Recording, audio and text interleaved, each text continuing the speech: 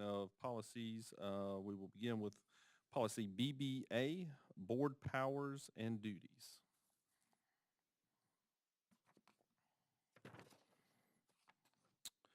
So in reviewing where we are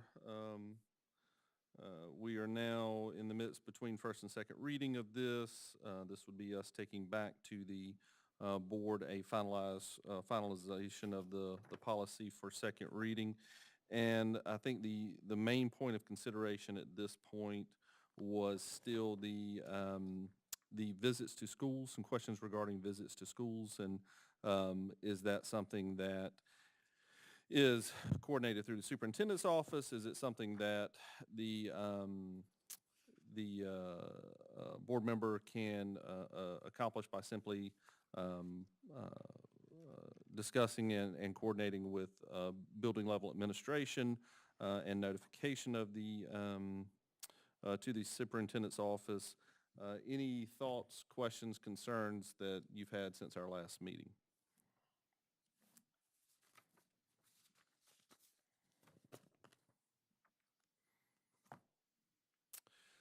Dr. Postlewaite, one question I had in just some discussion was that you have seen scenarios in which board members may be assigned by, say, a calendar timing, be it say a quarter, and then that would allow the board member to visit schools within that designated area during that time frame, sort of at their leisure. Is that something you've seen in the past? I have seen boards do that, especially in districts as large as this one, so that all of the schools are assured equitable attention from those board members who are able to visit schools. Some board members' work schedule simply doesn't allow them to get into schools very often. Sure. And so procedurally, how have you seen that work? Every year, when the board organizes annually, they simply just choose among themselves which quarters work for whom, and then there's a rotation schedule of quarters with the dates on it that correlate with the first, second, third, and fourth terms for students. Gotcha.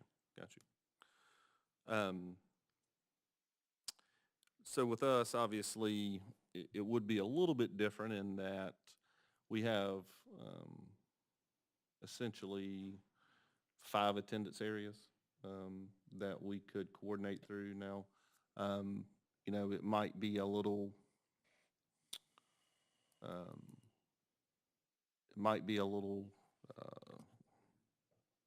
challenging is probably the best word to make it to, say, 31 facilities all within the same year. I mean, certainly I think you could look at it from a every 2-year type perspective if you were to divide it up into attendance areas. Any thoughts on that from the committee regarding breaking up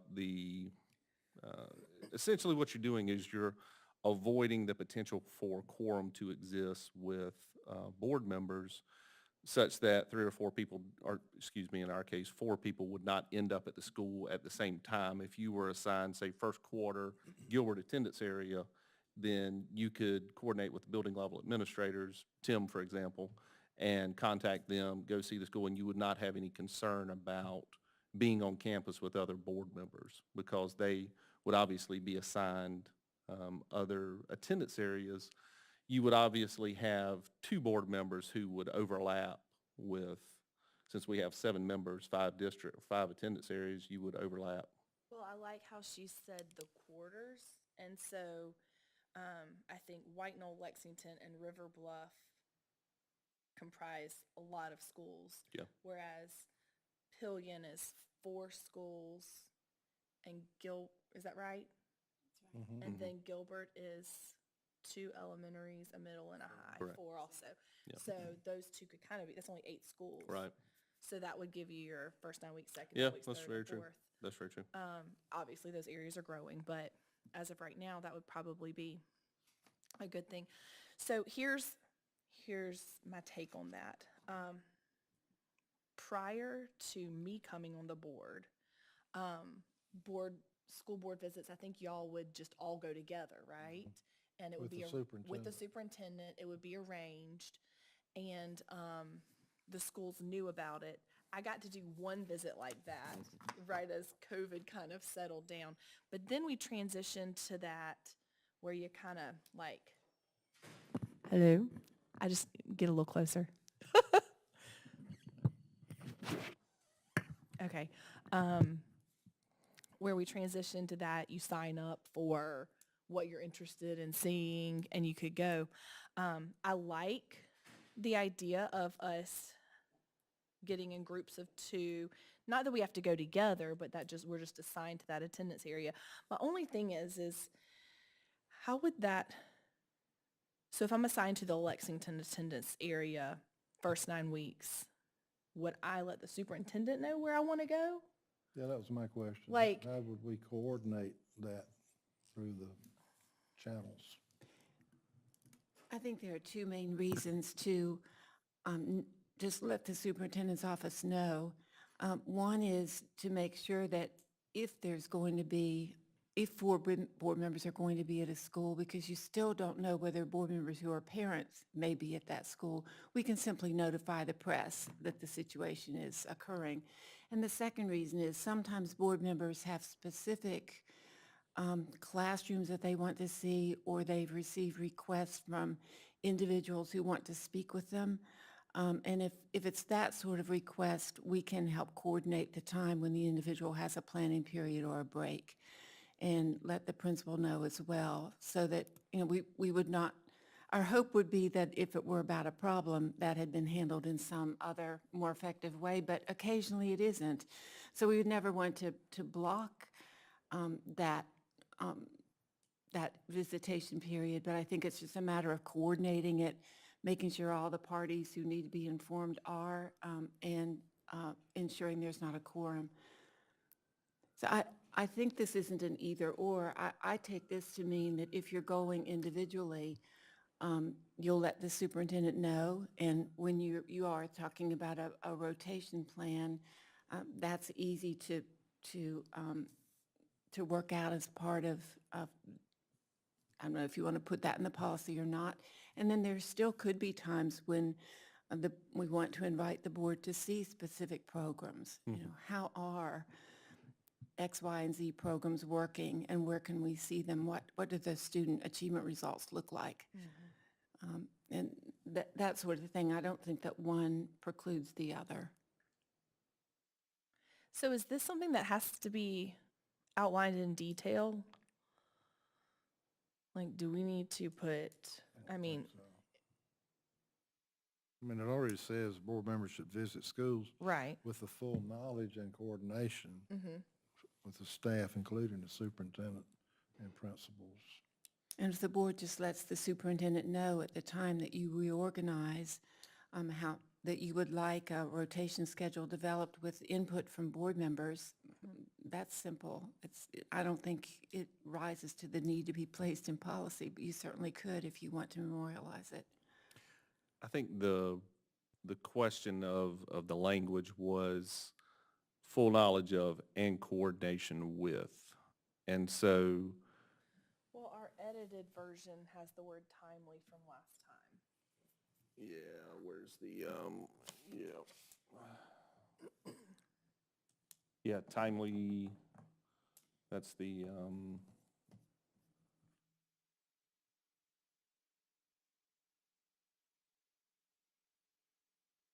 yeah, timely coordination. The question was regarding, is this something that is a board visit, or excuse me, is a board member visit running through the office of the superintendent, or is it able to be accomplished with building level administrator and then notification to the superintendent office, I think is the question.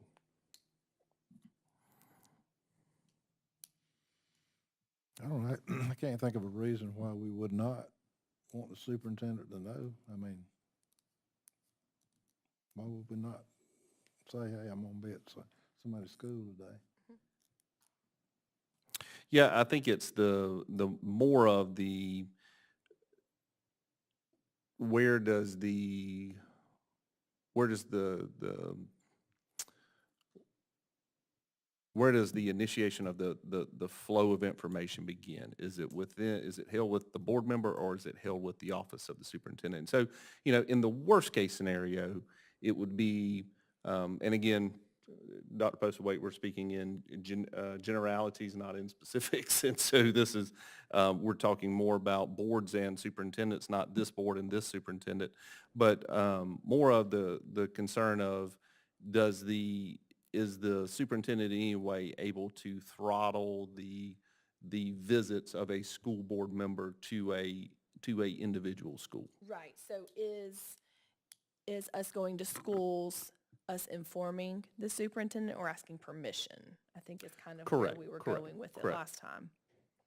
And I guess from my perspective, one of the things that is held in state statute regarding the role of a board member is to visit schools. And so, to your point, when we had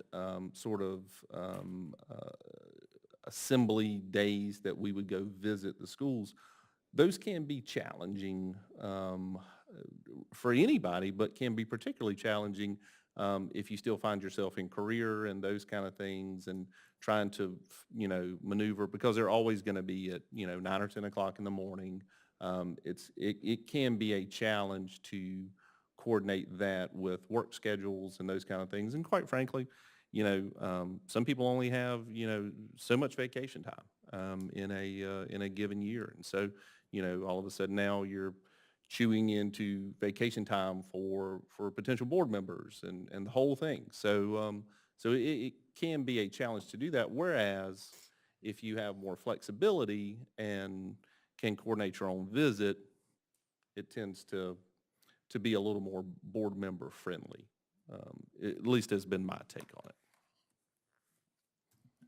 Excuse me, Dr. Guyton, if the phrase "with the full knowledge of" and "timely coordination with" is the problematic or unclear phrase, the policy could simply say the board has board members will visit schools after timely notification of staff, including the superintendent and building level administrators. You're simply giving us timely notification, and we Right. can let you know if there's some emergency drill going on at the school that day, which would make it, Testing and that kind of thing. yeah, testing, that sort of thing. Yeah, I certainly do, there's a fine line you have to walk there, because you obviously, we do have to be cognizant of the business of school. And, there are times when, they are testing, they are going to be doing certain drills, and all of a sudden, if they're doing a drill and a board member shows up, well, that could look bad. I mean, that could look real bad, like, they know something must be going on, and so it must be bad. Whereas it was just a drill and just a board member visit. So any feedback regarding that input? Board members will visit schools board members will visit schools after timely notification of staff, including the superintendent and building level administrators. Visits to schools will only occur after making arrangements through building level administration of each school. So that should help control any of the concerns of, hey, that's a day we're doing testing, or hey, that's when we have a drill scheduled. Again, go through the same check-in process. And most importantly, that these are informal expressions of interest and by no means are to be regarded as inspections. Concerns, thoughts, questions? Sounds good to me. Okay. Yes. Go ahead. But is there anywhere in there, is there any accountability? Or is it just, I'm going to go to 7 schools, or another board member chooses none? Is there any accountability that a board member visit X number of schools? An expectation. Yeah, an expectation that a board member visits 2 schools a year or 10 schools a year. My personal opinion, I think the accountability rests within the voters of the community. If it's someone who, I think that the ultimate responsibility rests with the individual board member. That's my opinion. I concur. Okay. But to your point, you know, should there be, and I think you asked this question, should there be any language regarding, Expectations. or just how much we need to direct the board at that time? How much does policy need to direct the behavior? And so should it be spelled out? And then what's the consequence for not meeting that expectation? Right. I just don't think we need to get into that. Yeah, just leave it up to every board that, to your point, if the decision is made by the board that, hey, we need a calendar of times for individual board members to rotate through the schools, that can easily be coordinated through the office of the superintendent. Right. Okay. All right. Any other questions regarding BBA? Thoughts, concerns? Tracy, did you get those changes? Yeah, I just want to read that sentence one more time. Please. So the board members will visit schools after timely notification to staff, including the superintendent and building level administrators. Yes. Period. Okay. And then the rest of that section is the same. Stays the same, Yep. correct. Okay. All right, moving on, BBB. So this is a first reading for us, and one that obviously bears some weight considering the timing of where we find ourselves in the election cycle. And so in a review of policy in expectation of the upcoming election, it was noted that we are, for the most part, out of compliance with state statute with regard to the board membership through election. And so in order to essentially start off on the right foot with this election, this would be an opportunity for us to correct that prior to this election. And so what you'll see before you is the draft policy from South Carolina School Board Association. The major change being the term of office of every elected board member of the district must commence 1 week following the certification of their election. And as you can see within the existing policy, it says must commence on Monday following the certification of the results of the general election, and ends on the Monday following the certification of the results of the general election 4 years hence. And so it would essentially strike that to replace with state statute, which says 1 week following the certification of the election. And so in real time, what does that look like? The expectation would be that results of say, this election would be certified the Friday after the election. And then 1 week following is when the newly elected board members would commence their term, as opposed to the Monday following the certification. Right. And with every election, that's a little different. So like 2 years ago when I was elected, there ended up being a recount. Correct. And then they had to certify, and it just kept Yep. taking longer. And then so a week after that. Yep. So, yeah, and again, you're operating in assumptions when you say, you know, the Friday after the election. But more importantly, this brings us into alignment with state statute. So any thoughts, concerns, questions regarding BBB?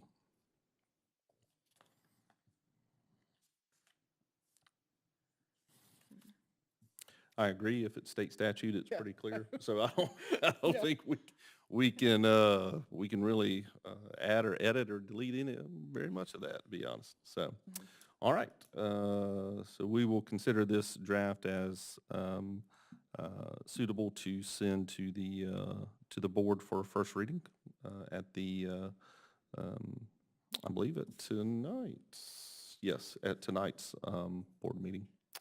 Next, BD-R, Before I'm we sorry? move on, this is the old. Yes. Members of the Board of Trustees, Lexington County 1, elected in 1994 will include one resident of Pillion School Attendance Area and Gilbert School Attendance Area. Their successors will also be residents of these school attendance areas. Is that still in place? Oh, no, that was just specific to that election in 1994. Okay, Yep. I thought I'd never heard that. Yep. And so, yeah, I kind of, I think some school districts do that They will. where you're kind of elected for your area and you represent a certain area correct, in your district. That was special for 1994. correct. All right, BD-R.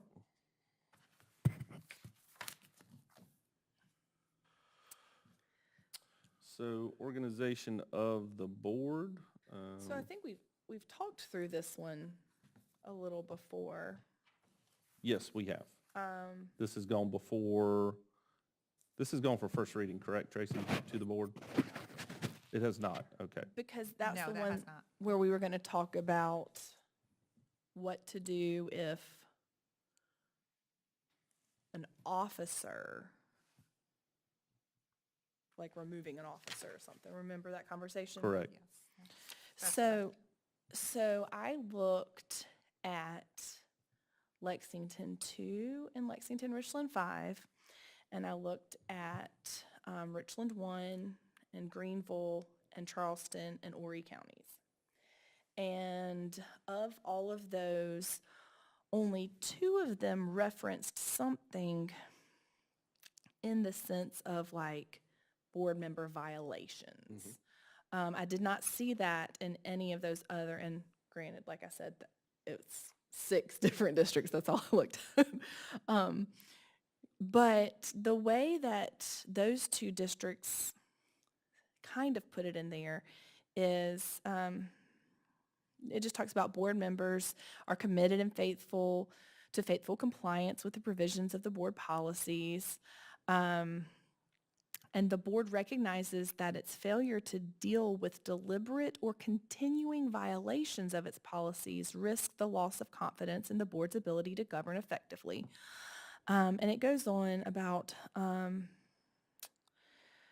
how the board will address issues with board members. And it does have a bullet there where it says possible removal by the board from any leadership positions to which the offending member has been appointed or elected. It has discussion in private session between the member considered to be in violation.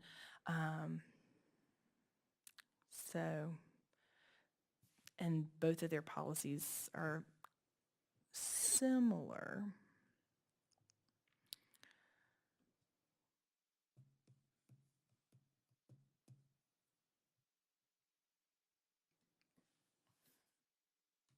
So, Thoughts?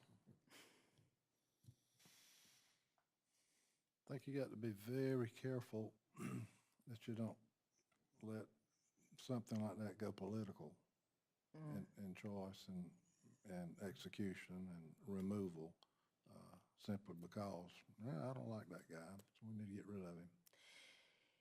yeah, and this isn't removal from your board position. It's just president, vice president, or secretary, I think the same applies. even with those. And who's gonna make that decision now? The whole board or just the other 2 officers? Well, that would be essentially up to the board and how they craft the policy as to who would make that decision. You know, Kyle, though, I think the words that stuck out, that's not even a word, stuck out to me, Ish. was just that it says the board recognizes that its failure to deal with deliberate and continuing violations risks the loss of confidence in the board's ability to govern effectively. So if we can't handle our own business, how well are we handling the district's business? And so that just kind of stood out to me. And I don't know that we need to get into the nitty gritty of, if you do these things or don't do these things, but just in general, having something in place that would state, we value our role, we're going to hold each other accountable. But this is just Kathy. I mean, you guys have a strong voice, and then what do the other board members think if we bring it to them? I see two hierarchies that exist. I see if we're talking about disciplinary action or discipline of a board member, because essentially that's what this really boils down to, is how do you or can you discipline a member? I think that is a challenge for boards to discipline one of its own members, because there are very clear statutory guidelines as to who can remove a board member. And so if Governor McMaster in his research and his findings determined that a board member of a school district should be removed, the power rests with that office. And so there is difficulty in board members defining disciplinary action against other board members, in my opinion.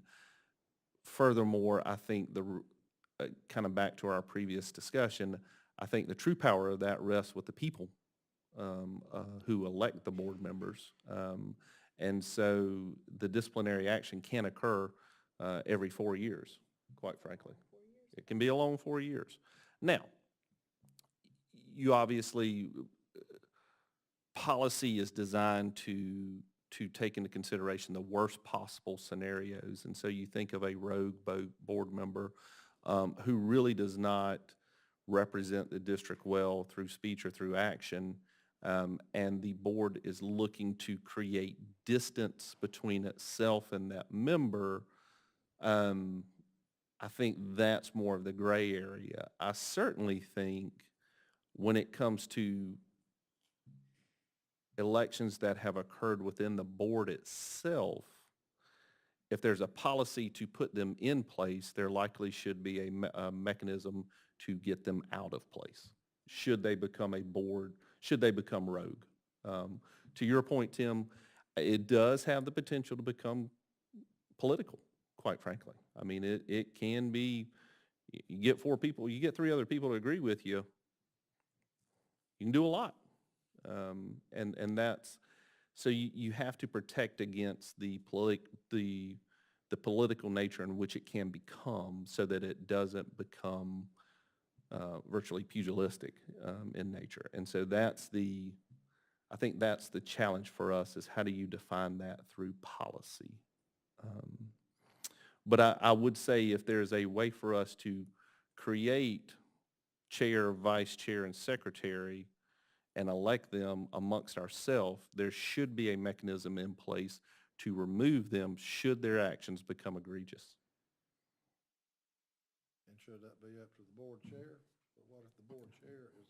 No, I don't think that can, yeah, I don't think that can rest with one person. I think that has to rest with the entirety of the board. I agree.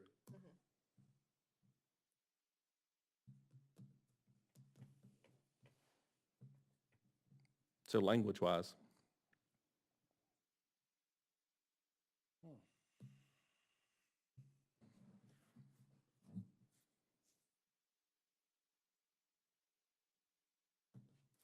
those vacancies, I guess it would be a separate header. So, correct. They have a header. It's called Addressing Board Member Violations is the header that is used in these 2 districts. Nominations, voting. So if you're looking at the election process, when we look at organization of the board, you've got your bold election process. And then under that, you have the italicized nominations, voting. I guess underneath that, you could have removal of board officer.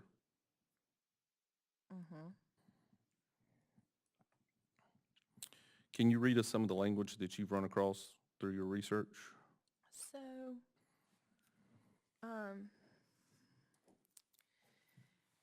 it just talks about process, and both of them list out 4 steps in the process. In the beginning, it's a conversation in a private setting between the offending member and the board chair or vice chair or other individual member. So basically, 2 officers speak with the board member who is, Are we talking about board officers, or are we talking about members in general?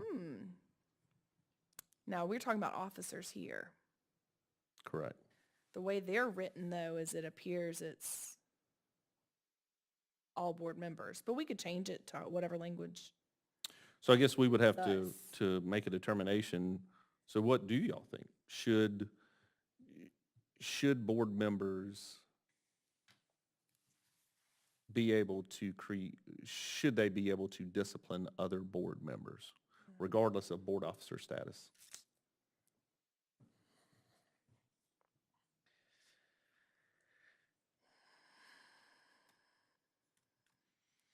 If it becomes detrimental to governance of the school district and doing the duty of the board, I think it's incumbent that there be discipline in some way. So your varying levels of discipline, really the only thing you could exercise in the most public of formats would be a censure. Yeah, and so that's kind of where they've gone. They've gone, if you're an officer, you could be removed from your leadership position. If you're just an offending member, a public censure. But it starts out a conversation in private with the offending member and 2 other members, a discussion in private between the offending member and the full board, then possible removal of the leadership positions, and then number 4 is a public censure. So who would bring that to bear would be my question. Say you make it to point number 2 there, and it says discussion with the full board. Well, obviously you have to notice that in your agenda. They have if permitted by law, so it is. We would do an executive session, I guess. But that wouldn't fall under any guideline of executive session. So I guess that's my only concern is you can write all the policy you want, but really what weight does it carry at the end of the day? I mean, a public censure? Okay. I mean, I haven't seen a board jail yet. I mean, I've seen jail, not personally, but I've seen one. I don't think there exists a board jail. So it's like, well, yeah, you can publicly censure somebody, but I don't know what type of teeth or what weight does that carry.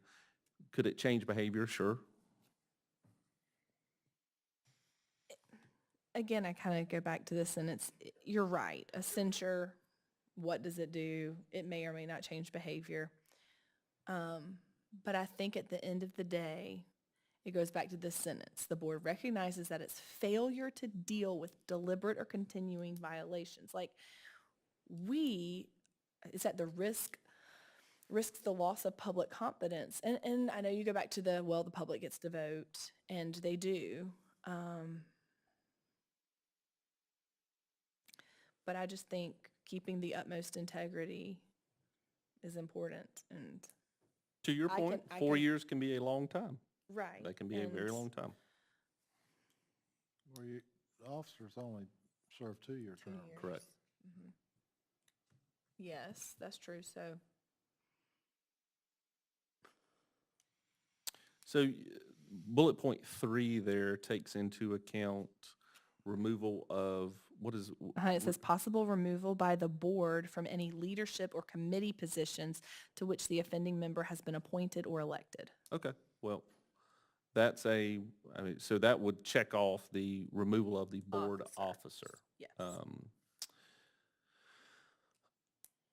I think the challenge you would run into so in point number 1, you're not at risk of quorum or an illegal meeting by having 3 or less board members With the number of board members we currently have, with our right? current number of having a discussion. Because obviously, you don't want to create policy that would knowingly violate law. So you would cover your base there. The second bullet point, I see that as a challenge because in creating an agenda, it's not something that would fall under the provisions of our, It's not a personnel matter because no, they're it's not, elected officials. yeah, exactly. So Well, it's that not can covered happen. under executive session. And so therefore, it would have to be I'm assuming a vote would have to occur by the board itself. And then that be taken up by the board publicly. And so that's a pretty big censure right there. That could be a challenge. So I struggle with point 2. I think point 3 is fine because, again, if you create the position amongst the board, there should be a mechanism in place to remove from that position. And then the final piece being the public censure, in which the behavior has become so egregious that the board must distance itself from the board member. But now, when we vote for board officers, that's done in private, in executive session. No, No? secret ballot here. Secret ballot. Okay. All right, my bad. We do a lot of stuff. It's hard to remember all Yeah. the details of everything we do. Where was I when I did that? Not in executive session, Mr. Oswald. No, that's always a public vote. It's presided over by the superintendent, and then the election occurs from there. Because remember, that was the one where we're going to allow We did the, it by secret ballot, right? correct, it's by Okay. secret ballot, and we allowed that the ones who are nominated can make a brief, remember we had discussion about a brief stump speech, basically, and not a dissertation.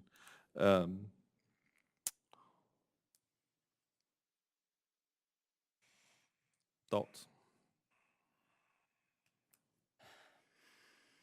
And so the holder of or at least working with the chair to create the agenda, do you see similar difficulties in a full board having discussion with an offending board member? I have worked in districts where that has taken place, and it's usually with advice of an attorney in executive session. And what is being discussed is actually the interpretation of the policy. Has the board member in fact violated the policy, or is that the perception of other board members to try to ameliorate the possible impacts of political positions or philosophical differences that could exist? I've worked in districts that had that sort of mechanism, and I've worked in districts that did not have it. But where it worked, there was an executive session discussion, but the attorney was serving as the arbiter Okay. to make sure that there truly was a violation, not a perceived violation or something that's wildly unpopular. Right, right. Because then you risk painting a person in a bad light when it's not really. Right, and that's why it is a legal matter that's handled in executive session, because otherwise it could become a serious liability Absolutely. for individual board members and the board as a whole. Okay. Thank you. Thoughts?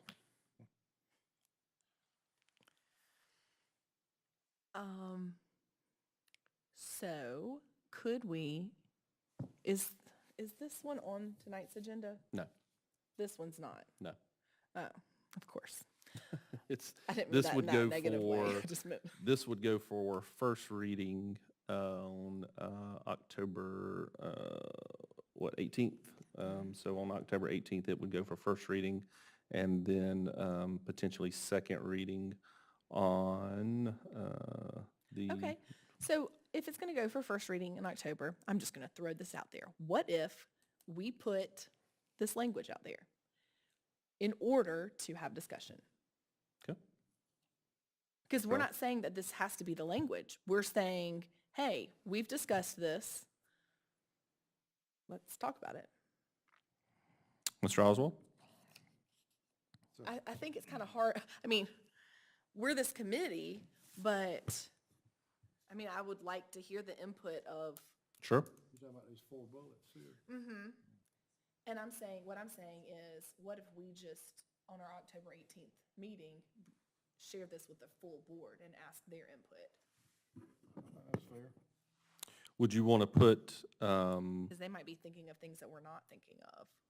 we could put that language in there and then put a parenthetical optional Right. on there. You could put election process, nominations, voting, vacancies, and I guess you could put disciplinary action of board members, optional, and then put that language in there, which would then allow the board as a whole to discuss. Right, because when you make the motion, it opens it up for discussion. Correct. I think it's a valid point. I mean, obviously, the committee is charged with providing a recommendation to the board at large. However, sometimes it behooves us to get, which we always solicit the input of the board anyway through first and second reading, but this would in effect force conversation on it regarding the optionality of it, assuming that's a word. We're just making up words. Yeah, well, we'll go with it. Are y'all good with that plan? We got to start somewhere. Okay. Tracy, are you okay if I just copy and paste this and email it to you? Is that okay? Yeah, that's good. And then we're going to add that as a section underneath vacancies. It's going to be its own section. And we're gonna Correct. put So optional. disciplinary action of, and there's probably some discussion that could occur whether or not it's within I think it's fine to sit within the organization of the board because it does, we do cover some of these areas. I could certainly see it in other sections as well. Okay. Yes. Before you leave BD, I have a question, Yes. but I don't want to interrupt your No, talk. please, go ahead. All right, in the first sentence, in the second sentence of BD, the sentence reads, "The officers are elected and sworn in at the first regularly scheduled meeting following the election of new board members." Given the change that was just Correct. made, if you intend for newly elected board members to vote on the board officers, then perhaps that sentence should read, "Following the certification Correct. of new board members." So it's got to fall in line with their Following the certification. swearing Yep. in of, Yeah, so are elected and sworn in. sworn in, yeah. The officers are elected and sworn in. Yes, sir. Or seating of new board members. Oh, I see. Yeah.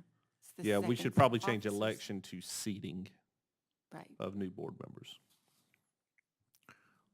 There was also board member concern regarding each officer if they should serve a 1 or a 2-year term. Thoughts on 1 versus 2? I think 2 years, it takes 2 years just to get your feet wet. Right.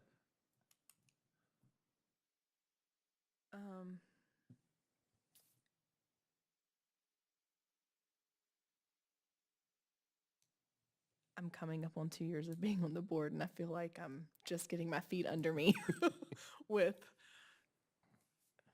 everything. I could see how some of the positions may be able to be more fluid. Like say a secretary or a parliamentarian or whatever. Mhm. I could see if it's the will of the board, under certain situations where,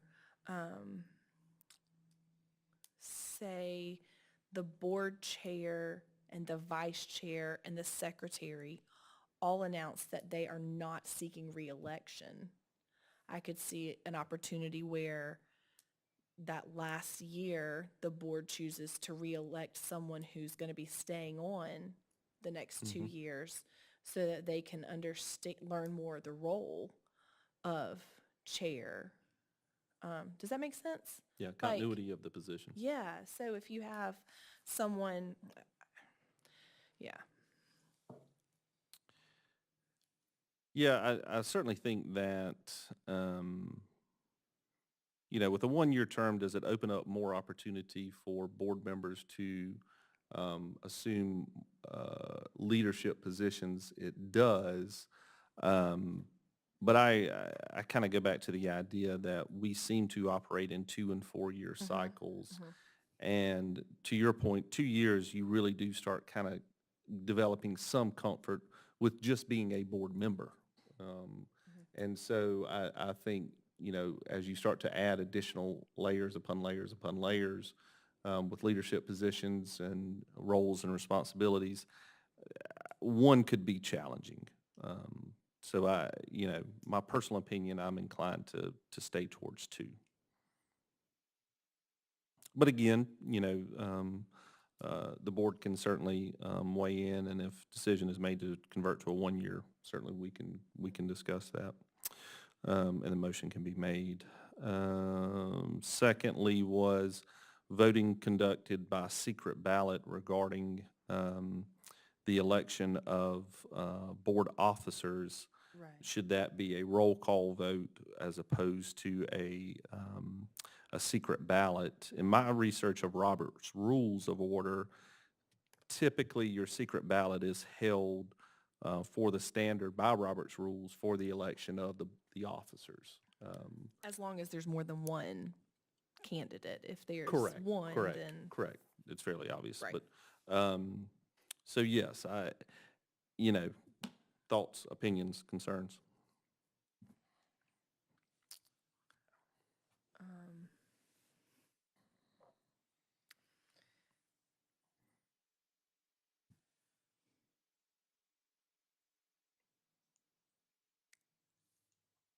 I'm always intrigued to know who votes for whom. However, um, at the end of the day, if what you're saying regarding Robert's Rules of Order is what's recommended, then I'll go with that.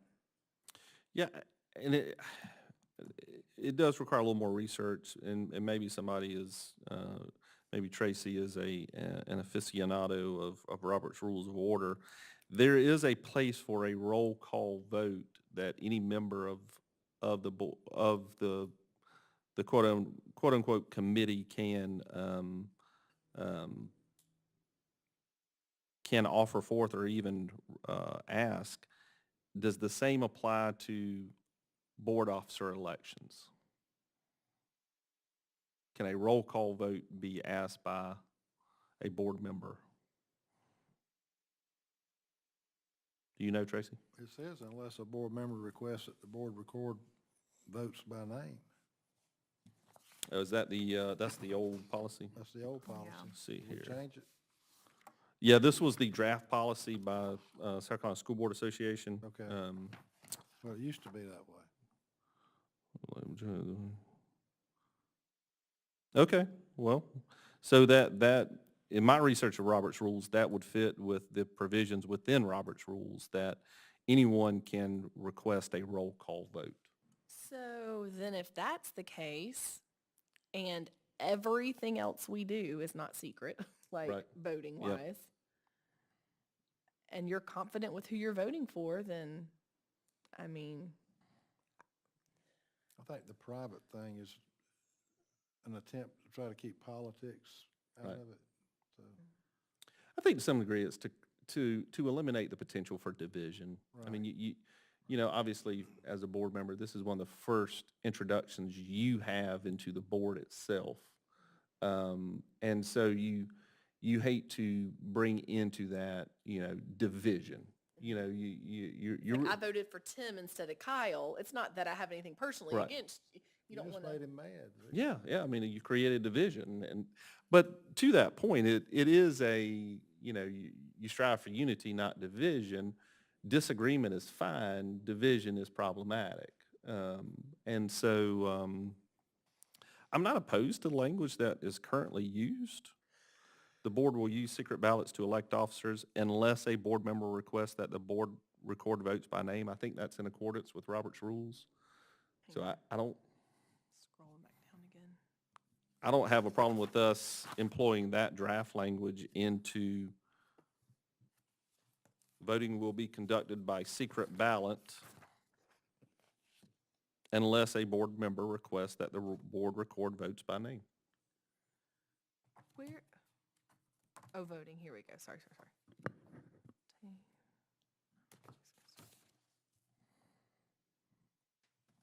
Where are you seeing that? So if you look at policy BD, organization of the board, the Yeah. current policy,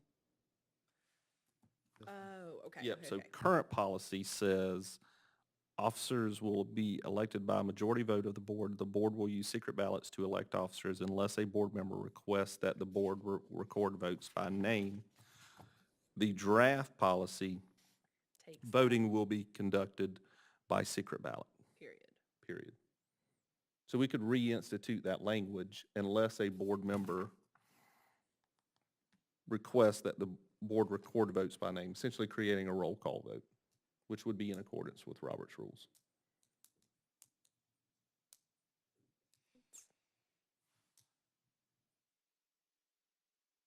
Concerns, thoughts, questions?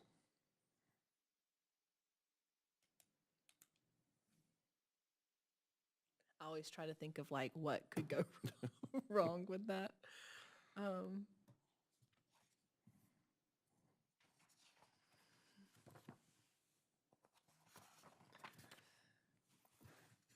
Well, I mean, goodness, everything else we vote for is public, so. I'll be honest, I don't like the term secret. I mean, that just, by ballot is considered to be anonymous / secret. And if you look at the parliamentary procedure of voting, ballot voting is inherently considered to be secret So then if you just say by ballot. voting will be conducted by ballot, By ballot, unless a board member requests that the board record votes by name. So the policy would be, it's a ballot vote. However, Robert's rules can be instituted to request a roll call. does that roll call have to occur before we vote? Before we vote. Yeah, so like you're sitting here, you're going through the ballots, we have 5 yays and 2 nays. Well, that person gets the position. Well, no, so and it would be, then someone says, well, I want to know, roll call, who voted for who? it would occur before the vote, before the ballot vote. And so superintendent would say, I'd like to now collect names by ballot or votes by ballot, and then a board member would say, I request a roll call Y'all, I vote. can guarantee that there will be at least one person in any board that's going to want it to be a roll call. Sure. Is that gonna be you? No, I'm just saying, like, And I don't think it's wrong. it's not wrong. Yeah, I I certainly don't mean- think it's wrong.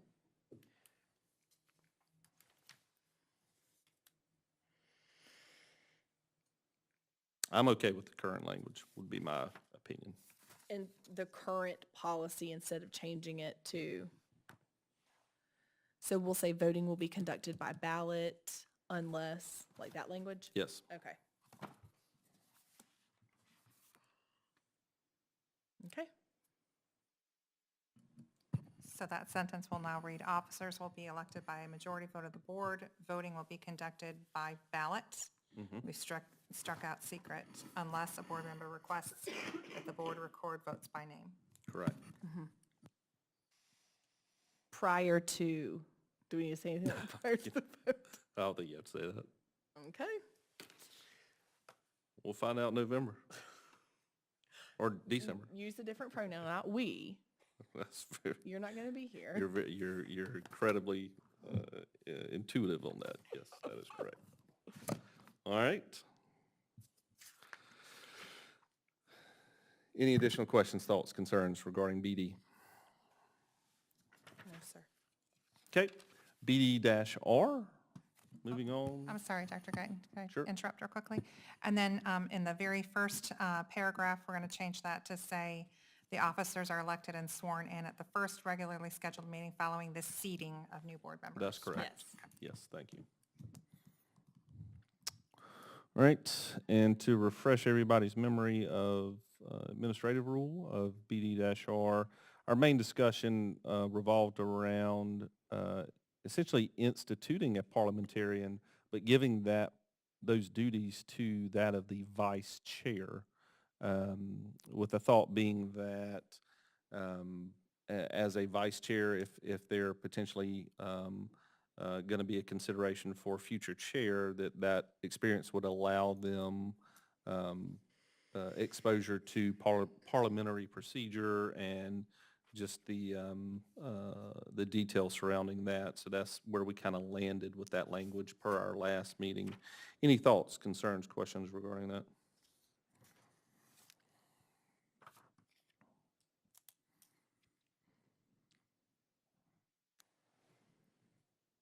I liked it when we talked about it. so- Yeah, yeah. Okay. I think it's highly advisable. I've got no additional feedback from the board itself, and so therefore, we will conclude discussion of that. And now, do I have a motion to adjourn? I make a motion to adjourn. Of second, Second. any discussion? All in favor, please say aye. Aye. Aye. Any opposed? Motion carries. Thank you.